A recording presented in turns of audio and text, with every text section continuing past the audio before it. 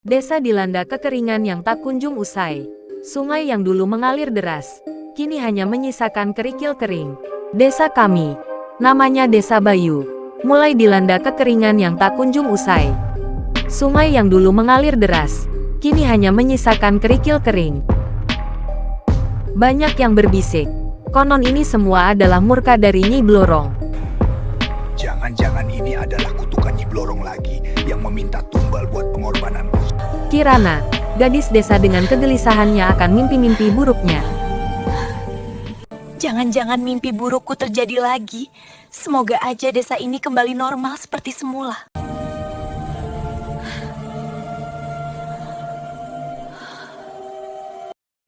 Kirana menyimpan mimpi buruk yang menghantuinya sejak kecil. Mimpi itu selalu sama, sosok wanita ular raksasa, meminta sesuatu yang tak ia mengerti. Pak Lurah, pemimpin desa kami, mendadak jadi sangat religius. Tapi, bukan kebaikan yang ia sebarkan, melainkan ketakutan dan desakan agar ada yang rela menjadi tumbal. Pasti ada sesuatu yang disimpan oleh nenek di dalam peti ini yang lama tidak pernah dibuka. Ada sebuah pusaka yang berada di desa ini untuk mengendalikan Nyi Blorong, dan hanya garis keturunan yang bisa mendapatkan pusaka itu. Kirana merasa ada yang salah dengan Pak Lurah.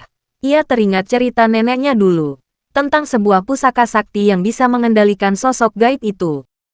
Untungnya, Kirana tidak sendirian. Ada Bima, pemuda desa yang diam-diam mencintainya. Ia mau membantu Kirana mencari kebenaran. Bersama Bima, Kirana mulai menyelidiki. Mereka mencari petunjuk di tempat-tempat yang jarang didatangi orang, tempat yang menyimpan jejak-jejak masa lalu. Mereka menemukan sebuah gua tersembunyi di balik air terjun yang kini kering. Di dalamnya, ada ukiran-ukiran kuno yang menceritakan kisah pengkhianatan.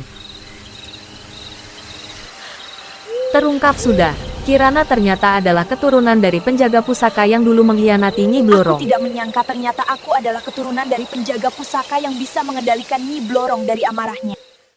Pak Lurah semakin terdesak. Ia tahu Kirana punya kunci untuk mengendalikan Nyi Blorong, dan ia takkan membiarkan itu terjadi.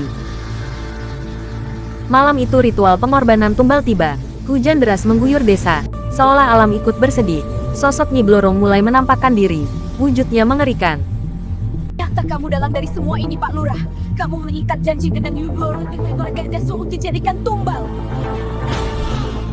Dasar bajingan kamu, Pak Lurah! Sekarang giliran kamu Nyi Blorong. Aku akan menghadapimu.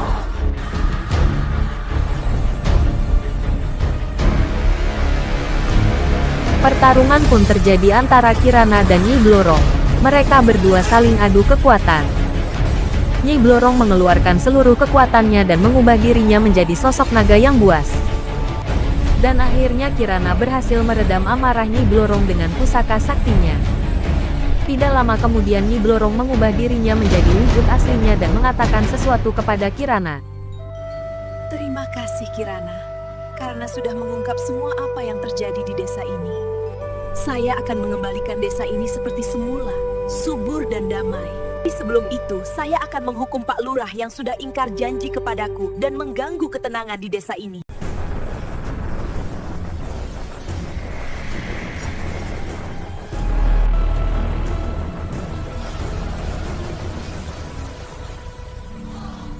Dan Kirana, sang penjaga baru pusaka yang pemberani, ia telah menyelamatkan desanya dari keserakahan Pak Lurah.